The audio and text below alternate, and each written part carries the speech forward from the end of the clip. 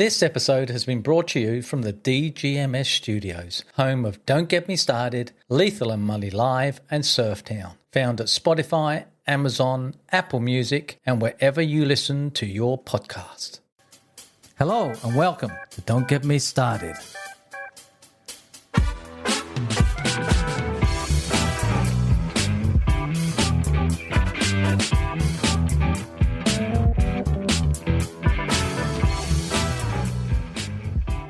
It's the mother of all podcasts with Keith and Lee.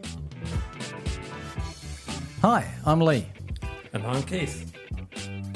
Keith, I'm looking across to you this morning and you look different. It looks like you got a 40 Licks t-shirt on too. Yeah, well, I'm Rolling Stones. Yes, mate. Well, I'm a huge Stone fan. A huge stoner, did you say? Huge. Huge Rolling Stones fan. And I have some news. Apparently, Keith and Richards has given up smoking. No. Yeah, and the story I heard before was that he was a chain smoker. He'd finished one, and as it got to the butt, he'd put the two starts of the cigarette together, and he just continually smoked. Yeah, phenomenal group. Yeah, well, yes. Well, I was talking about Keith's smoking habits, and apparently he reeked like a bushfire. He just stank of just smoke and tobacco. Well, he's given it up, and you know what his comment was? No. Oh, I've heard it's bad for you.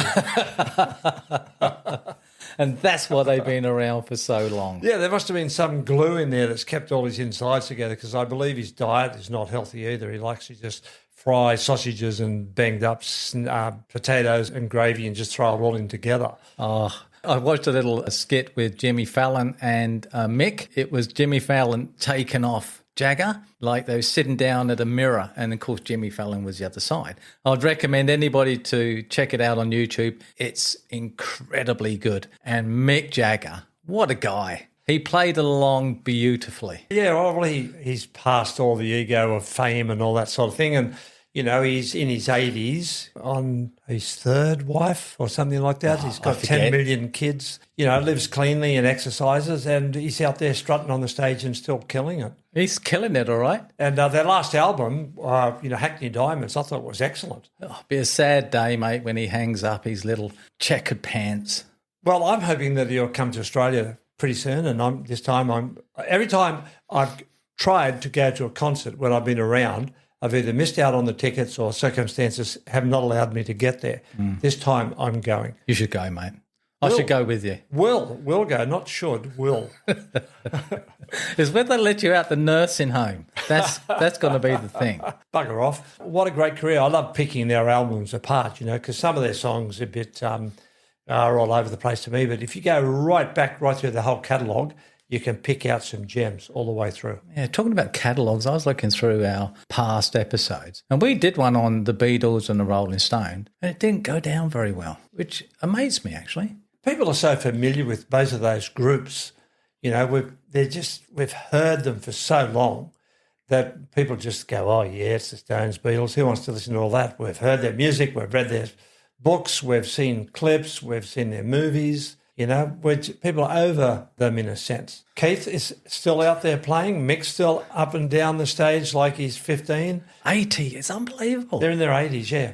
Incredible. They've lost two members along the way. Of course, Brian Jones went, decades ago. And then Charlie went a year or two back. Charlie Watts, yeah. So, but yeah, they're still punching it out, man. Keep going, Mick. Absolutely. And if you're listening, next time you're in Noosa, give us a buzz and we'll get you in the studio here. Love to have you here. Yeah, we would. We've got a special chair for Mick. And Keith. There's one here too, yeah. Seeing as he's not smoking. Yeah, we can get rid of the ashtrays because he doesn't smoke anymore. So I just want to bring our listeners up to speed. Now, we've been nearly podcasting a year. Yes. 3 weeks' time. It's been 1 year. And Keith and I have just been bowled over with the response that we've had and the people all around the world that listens to us. And we've had a few new ones. I was saying to Keith that we have some listeners from Santiago in Chile, which is just crazy. When we started to see that our listening base was growing, I flippantly said to you a couple of times, don't they have television? Yeah. Meaning, don't they have anything better to do? Because, we're not the, speaking personally, not the brightest candle in the dark or thanks, the mate. sharpest tool in the shed. And, we're not exactly rolling out great insights of life. People are listening. It's beyond me. Check this one out. Pakistan, Really? Bulgaria, I love it. I love it. Brazil, Maybe and Ireland. Are we big in Bulgaria? No. Growing? But we were big in Sweden, and they've seemed to have backed off a little bit. I think we scared them off. What did we say? I have no idea because they're not listening to us anymore. But if you're out there, Sweden, we love you. Yeah, come back. We miss you. Now, a few other little places. Desert Springs in Northern Territory. Oh. San Jose, California. Montreal, Quebec. Pontypool in Wales. God bless the Taffies. I'm glad you said that. Charlotte in North Carolina and Cranston, Rhode Island are all new listeners. Isn't that amazing? And finally, Los Angeles. Amazing. Incredible. Amazing. I knew a guy from San Jose in California years ago. His name was Nuncio Arioto Jr. Wow. So, Nuncio, if you're still out there and listening, man, give us a buzz. We'd love to hear from you. It's been quite a while. But thank you very much for listening. We appreciate it. Also, a big shout out to Danny from Athens. Now, Yes. Danny has been sending us some messages. And thanks, Danny. You've got Keith and I's attention, and we're listening to what you're saying. Don't stop. And what his favourite episode is, it's episode 31, is life doesn't have to be easy, or does it? And Danny sent us a message saying, your best ever discussion. Gosh, you would have thought. Thanks, Danny. I appreciate that. We enjoyed that. We enjoy every one. So thank you for sending in the messages. We appreciate it. The other thing I'd like to do is that we are on YouTube. Now, as Keith mentioned last time, we're not video yet. That's coming. But all our episodes and a few little of our Instagram sort of videos are on there. Check it out on Facebook, Insta. Also, for the Instagram, which is Lethal and Money Live, check that out. There's a few on that. That's entirely who we are. So if you look on Lethal and Money Live, that's where we're at the moment. And that's going to grow, isn't it, Lee? It's going to grow and grow. And also, if you've got any questions or you'd like to ask us to talk about any topics, send us a email to don'tgetmestarted2024@gmail.com. Just hang on a sec, Lee. Sometimes when people on the radio or television say, phone this number or do send a message to this address, this email, they say it so quickly, people don't have a chance to actually get a piece of paper and write it down. So repeat it carefully again. So if you could send your emails to, all lowercase, don'tgetmestarted2024@gmail.com. We'd appreciate it. Now, don't get me started is all one word. All one word, all No caps, lowercase. no. Do you know where the uppercase and lowercase come from originally? Greece? No, where it came from is when they used to print the papers. Who's they? And anybody around the world that used to print papers in America, Europe, anywhere. England? England. Did they print papers in England? They back in do. the day? Did they? So they would have to get all the letters. And the capital letters they used to put up in the uppercase. Did they? Oh, did they? Yeah, and then the lowercase were the rest. So that's why uppercase, capitals, lowercase. Oh, it was a physical thing. They had to reach up and get it. Yeah. Isn't that amazing? And that's where it came from. A little bit of trivia for you there. I love trivia. And when we're doing this episode right now, it's our 60th episode. Can you believe it? No, I can't. I'm quite frankly, I'm staggered because I think we've told people how we started, which was just on, why don't we start podcasting? And it's grown. And we have this incredible studio that we broadcast from every week, and there's cables going everywhere. We've got TV monitors, we've got lighting, we've got cameras, we've got video arms, we've got microphones on extension arms. So to think that we have this professional studio that we've kitted out, or more specifically you have, Lee, all done within a year. And the fact that we're actually approaching a year and our 60th episode is just mind-blowing. Talking about episodes, now, Surftown. Yes. Tell us a little bit about that, because you had a really interesting guest in last week via phone, but also the Festival of Surfing's here in Noosa. Yes, well, that's part of the growth of what we've been doing here with our podcasting in the studio. As I said, it's very professional, and Lee's done a great job putting it all together, and we're now in a position where we can bring guests in, or we can have guests phone in. So rather than just doing one episode a week where the studio is just sitting here idle, I thought, well, I'm a surfer and I love surfing passionately, and I love the people in surfing and the culture as well as riding waves. So I thought, why don't I start up a podcast about surfing and call it Surftown, which is what I've done. So, and that's taken off spectacularly. It has. We've had some amazing people come into the studio. We've had a lot of people that I've spoken to over the phone, and it's diversified as well. Not only am I doing interviews, but I'm reading short surfing stories, having special guests in to discuss aspects about surfing. There's another one that Keith puts on. It's called Discussion 101. So check it out on Surftown. It's very interesting. Coming from a non-surfer, I feel very privileged to sit in on some of the conversations and realise this is the history of surfing. It's amazing to me to listen to these pioneers. Yeah, well, there's more to surfing than just riding a wave. And one of the things that surfing has become is an industry, a lifestyle, an identity, a sport, of course.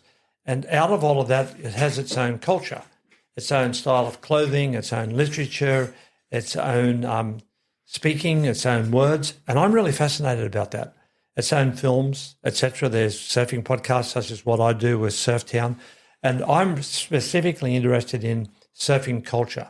So the next tabletop discussion 101 that I want to do on Surftown is I want to get in a special guest and have a discussion with that person about surfing culture, which I think is fascinating. Because if you have a look at surfing culture in Australia compared to surfing culture in Hawaii and then Bali and then, say, America, it's quite different. But if you take even America, think of surf culture in California as opposed to the surf culture in New York. Now, New York does have a surfing scene, so their culture is quite different to California and all this sort of stuff, and it's just fascinating. And you're up to 25 episodes. Yes, which is really, really exciting. And yes, we had a great guest in last week. It was David the Mexican Sumter, a real pioneer of Australian surfing, and the fact, in the sense that he was right there at the beginning when modern surfboard riding took hold and started to grow out of Sydney. You know, well into his advanced years, but he was terrific. So also on YouTube with Surftown. And don't get me started, we've changed the episodes to the name of what the episode's about. So it makes it easier for people to go through the catalogue. Yep. So check out Surftown on Spotify, Amazon, Apple. Now, Keith, let's get on to our topic, which is it's a very short topic today because as we're getting older and... Is it going to be profound? Is it going to be deep? No, not this one. Is it going to be... It's going to be very light. Is it going to be Is the Devil Real? No, that's for later. Should we tackle that? This is something that Keith hasn't really been told about. It's just my sort of thing. I look a lot into life and I love life. And I saw something where it said 40 cheat codes for life that no one tells you. Wait. 40 what? 40 cheat codes for life that nobody's telling you. Well, I'm just about to give you some and see what you think. So you want me to be silent over here? No, well, you're never silent. You want me to listen at least? I want you to give a yay or a nay to really these things. So it's like, actually, it's not really a cheat code. It's more of a lesson. I remember going to my mum's, and who doesn't go to their mum's, have a cup of tea in the UK, have a slice of cake maybe, and you just talk about stuff. And of course, talking to my mum about life and certain situations, and I'm talking to her and you can see that she's glazing over. And she said to me, well, Lee, you've made your bed, you better lie in it. And I thought, what's that all about? I had no idea. Of course, now I know exactly what that is. Mum, if you're listening, which I don't think you are, turns 100 this year. Mummy. Oh, good on her. 100 years old, so good on you, Mum. Yeah, good on you, Mrs. Denton. Now, 40 cheat codes. Wait a minute. She can't get a telegram from the Queen. King. From Charlie. Yeah, hopefully. If I get to 100 and whoever's on the English train and sends me a telegram, I'm going to send it back. like your OBE that you sent back. Righto, Mully. Bugger off. I get it. This is a good one. I like this one because it's just about yourself. And it says here. Is this like life hacks? Cheat codes for life. Yeah, so they're life hacks. Maybe. So it says you can't pour from an empty cup. Take care of yourself first. So let me ask you this question. When do you ever in your entire life have taken care of yourself first? You're asking me personally? Yep. Well, I suppose, there has been in my teenage years. Teenage, yeah. Yeah, it was a time. Yeah, there was a time also in my middle-age years. So there's been 2 periods, yeah, definitely. And so you think it says you can't pour from an empty cup. So do you think that you were an empty cup? See, I'd rather talk about it as a devil reel. That's a bit hard, Lee. What's a bloody empty cup? This is the beauty. Well, that's right. What is an empty cup? Well, what's an empty cup to you? Take it to the fact that you can't pour out of yourself anything to anybody else unless you've taken time for yourself. Oh, I see, yes. Yes, of course, exactly. So you're saying if you take time to yourself, it's not a selfish thing, but it's a time when you invest in yourself. Oh, that's different. Yeah, I've done that always throughout my life, even when I've had times when I've not really been able to fully do what I want to do or live the way that I want to live. You know, when you're married, you have children and you're buried in domestic responsibilities, the self gets pushed back. But I've always kept a little bit of self there to invest in, to learn. Oh, that's good. I didn't know that. I'll put that away inside somewhere. So I've always kind of done a little bit of self-investing along the way. And, of course, when you get periods of time when your responsibility goes, you can put a lot in. Yes, I've done that. Yeah. Now, this one you would know. It says the best things happen when you step out your comfort zone. Yes, I can see that. But doesn't that actually? You can step out of your comfort zone and get hit by a bus. You made a mistake. Bugger. I should have stayed where I was. But yeah, I know what you're saying. You won't grow or expand if you stay safe all the time. But whether these are cheat codes for life or not, I don't know. This is why I wanted to bring them out. This is the one I heard you say, Mully. Progress is progress, no matter how small. Did I say that? You did.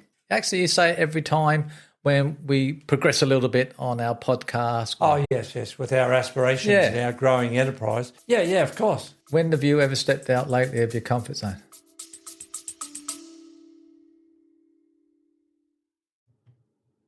I hope that you're enjoying the podcasts and the content that we're bringing to you each week. I want to take a moment to invite you to support the show. Your contributions help us continue creating high-quality episodes, bringing in exciting guests and exploring the topics you love. Every bit helps, whether it's a small donation or signing up for our Patreon account. By supporting us, you're not just helping keeping the lights on, you're becoming part of our community and helping us grow. To show our appreciation, we offer exclusive perks, behind-the-scenes content, and so much more for our supporters. So if you love what we do and you want to see us thrive, please consider signing up at buzzsprout.com/don't get me started. Support the show. Thank you for being part of our journey, and let's keep the conversation going.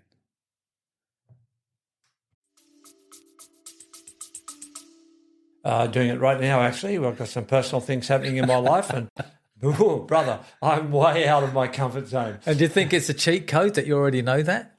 Yeah. But see, the interesting thing is, and we touched on this in another episode a couple of months back or weeks back, when you're in a situation where you're not where you would entirely like to be, and you find yourself somewhat restricted or quite a lot in restriction, there are lessons that you'll learn there that you wouldn't be able to learn anywhere else because you're off in your comfort zone. You know, what did Richard from South Africa said? He said, where dreams go to die in your comfort zone. Well, I'm a great fan of Fidel Castro, and he was jailed for 3 years, and he just read, and he came out and he said it was a learning time. He said it was my university. Now, he'd been to university before he was a lawyer, before he became a revolutionary, or maybe before he started to become an active revolutionary. He used that downtime. I mean, who wants to be restricted in a small jail cell? But he used that downtime to be able to read and educate himself in things that he would not have done otherwise. So I think that's a good one. This one's a good one. I have to think about this one for myself also. Happiness is a choice, not a destination. Yes, definitely. It's definitely a choice, and it's not to be taken that seriously. I mean, like we all want to be happy. Happiness. Yeah, I don't want to have a crap life, but it's seriously overrated. You know, like have a good life, have a contented life, and happiness will come, and a few other good things as well. Yeah, happiness is a big thing. Yeah, it encompasses a lot of scope for me of what makes me happy. Waking up in the morning makes me happy. I love that about you. You say that a lot. We're on the wake-up list. I love that. Well, it's a brand new day. It's never been lived before in the whole of history. In the entire universe, this day has never been lived before. So I take it like you've got in front of you as a clean piece of paper to write on who you are and what you're doing and what life is given to you and the happiness that it brings or doesn't. Well, I've just had an invitation last night. I was in a social gathering and it was an invitation to join a group of people to start the day at the beach every day, right through the year. Winter, rain. So is this through the Festival of Surfing? Yes. Sometimes they go surfing, and if there's no waves, they go for a swim. Then they go and hang out and have a cup of coffee. Now, I like to wake up in the morning. Sometimes I get up at 4:30 and I sit down and I read and I have my muesli and my yogurt, then my cup of coffee. Then I might sometimes go off and do Tai Chi. Sometimes I don't go to do my Tai Chi because my book's too engaging. So now all of a sudden, with this invitation, which was a genuine and good one, I wake up, I've got three options. I'm going to go and read my book, which is just totally absorbed in. Should I go and do my Tai Chi exercising, which I love to do, or should I go to the beach and surf? So I'll have to get up at 3 o'clock, Lee. Well, some people do. They fit a lot in. Yeah. Gee, so you're right. How happy should I be that I can wake up with three choices? Oh, absolutely, mate. Hallelujah. This is one I love, and I believe in this, and it's taken me most of my life to get there. The only way out is through. Yes. Now, how hard is that? Bloody hard, because, that's the old saying, if you're going through hell, keep going. But you're in hell, and it's hard. But the only way out, and a lot of people will take that all different forms. Way out of what? I didn't get into it in the first place. Why should I make my way out? Well, you are in it, buddy. Sorry to tell you, don't sit there and wallow and feel sorry for yourself. Keep moving, because you will come out. Yeah, Although, the trouble is with incarceration of any sort, whether it's physical or circumstances or whatever bind you might be in because of whatever, they say that the last period for freedom is the hardest. So if you know that you're going to be out in a month's time, that month, they say, is the hardest because you can see the release at the end. But keep going, because that day will come. It will come. Of course, there's 40 here. Won't get all through 40. But anyway, the other one here, which I like, you only fail when you stop trying. That's true too. Now, There's a lot of times in my life where I did fail because I did stop trying. And there's been a lot of times in my life where I failed because I have tried. Actually, quite a few. That's a juxtaposition, that one. I love that. All right. I won't tell you, geez, a couple of things I've tried and it's just spectacular failure. Yeah. Maybe not thought through. Not maybe, definitely. Definitely. And it cost me a lot of money and a lot of time too. And heartache. As always, mate, that's what life's about, mate. You've got to carry it with you. Take the risk or lose the chance. Yes. I have taken the risk, but I still lost the chance. So I'll give an example. Like, I took the risk of stepping out of what I was doing to gain this that I thought would be good. And then I lost it anyway because it was taken away from me. Outside of your own control. Yeah. So, yes, I did take the risk and I did lose that chance. Sort of doesn't feel right to me. But anyway, whether it's a hack or not, I'll let you decide. The right people will stay no matter what. Oh, it's very true. It's very true. Now, we're just talking basically about family or friends or acquaintances or work buddies. Yes. All the above. Yes. When you look back, which I do frequently, on the big circle of friends, now I hear a lot saying a man with a small circle of friends is a happy man. Oh, I've never heard that. Now, the other one I always say, I don't have any mates. I just have acquaintances. Yes. The right people will stay no matter what. I don't know about that one. No, they will. They absolutely will. Well, I had a friend in Hong Kong who unfortunately passed away last year. Him and I were very different people, but we became very close friends. We did a lot of adventures together when we were living over there in Hong Kong. And when I came back to Australia, we stayed in contact via social media weekly. And the same with Denny in Athens. I've only met Denny once and spent probably a couple of hours in his presence because he was a tour guide, took a group of us around Athens and showed us all the historical sites. But, somehow I bonded with that guy and I had a chance to talk with him afterwards for maybe 10 or 15 minutes. So for the last 12 years or so, Daddy and I have been digital pen pals. So we've hardly really spent time together, but he's a right person in my life. And we speak about a lot of things. We share our own personal lives, some of the things that's going on in our lives, some hardship, challenges, our good things. And he's the right person, and he stuck with me, same as my friend Christopher in Hong Kong, who I lost last year. I felt the loss of him really, really deeply. He was the right person. I met a lot of people throughout the years. And So this one, if you want to go fast, go alone. But if you want to go far, go together. oh, you love all this, don't you? Yeah, you're an amateur because it philosopher. equates to who we are in our lives. Now, we have to have learnt something in our years, not that we're going off to the nursing home, but you, anyway, have lived a big life. And with me, I'm starting now to sort of realise that life is short. Now, I love that. So if you want to go fast, go alone. If you want to go far, go together. No, I do like that, and I can see the wisdom in it because you complement. But you can do both. Yes, you can. Of course you can. But if you're going to go together, you have to be careful who you go with because a very famous man once said, do not be unequally yoked. Oh, boy, that's such a truth because if you are unequally yoked, one will hold the other one back and then neither of you will go where you want to go unless one dominates completely to the point where the other one just totally submits. And you see it on all relationships. Yes, you do. But if you can be equally yoked or go together with somebody who's going with you to the same destination, man, that's powerful. I like that. This one, don't let fear hold you back from greatness. What do you think of that? Don't let fear hold you back from greatness. So is greatness given to us or do we have to acquire it without fear? Well, I see two aspects to this, Lee. Greatness, the first question is greatness acquired? Or is it given to us, or are we born in it? Isn't that an age-old question? You know, some have greatness thrust upon them. Some of them are born to it. I don't know, I don't know about that one. But some people step up into greatness. Take my man that I just spoke about before, Fidel Castro, who I think was one of the towering political leaders and one of the towering intellects of the 20th century, and a brilliant man in many, many ways. Now, his greatness seemed to have been an extension of what he was as a person. Somebody who had a charisma that matched the strong physical presence, the intellect that he had, the open mind to inquire about things, the courage to stand up to be shot at, to go to jail for his beliefs, and then to lead an entire nation in a political direction that was internationally unpopular and stick with his principles. So it seems to me that guy was great, would always be great, whereas others, such as yourself or myself, if we're discovered and we go really big in Bulgaria, or Pontypool, we're having it thrust upon us. Well, we're getting near the end, and there's a heap more I want to talk. So I'll quickly just say these. Just answer one. If you want change, you have to make it happen. The only competition is the person you were yesterday.